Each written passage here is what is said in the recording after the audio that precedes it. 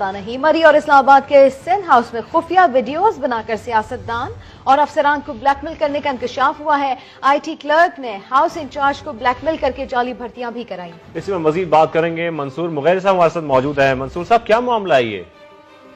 देखिए, ये बड़ी बदकिस्मत ये है कि सिंध हाउस इस्लामाबाद में एक IT क्लर्क को रखा गया आर्जी तौर पर। उन्होंने जो वहाँ के इंचार्ज थे उनको ब्लैकमेल किया, क्योंकि कोई खास तकरीबात हुई थी, उनकी वीडियोज उन्होंने बना ली थी। क्योंकि IT का माहर था, उन्होंने खुफिया तरीके से कैमरे लगाए थे। उसके बाद फिर जो सिंध हाउस इस्लामाबाद का इंचार्ज था वो उसके हाथों ब्लैकमेल होता गया। वो काड़ा से ताल्लुक रखने वाले साकिब का फिर डोमिसाइल सखर से बनवाया गया।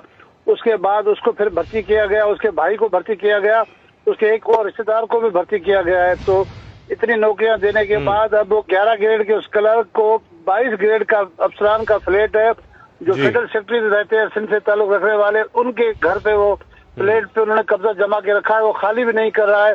जो हमारे जरा है उनका कहना है कि हैरानगी की बात है कि सिंध में डोमिसाइल का इतना बड़ा इशू चल रहा है। उनकी इंक्वायरी हुई, CM हाउस तक उसकी रिपोर्ट गई, लेकिन वो इतना बासर है या CM हाउस वाले खौफजदा है उससे कि उसके खिलाफ अभी तक कोई कार्रवाई नहीं हो सकी है। जी ठीक है, अभी तक कोई कार्रवाई नहीं हो सकी है। मरी और इस्लामाबाद के सिंध हाउस में खुफिया वीडियोस बनाकर सियासतदान और अफसरान को ब्लैकमेल करने का इंकशाफ हुआ है। बहुत शुक्रिया मंसूर मुगैर साहब।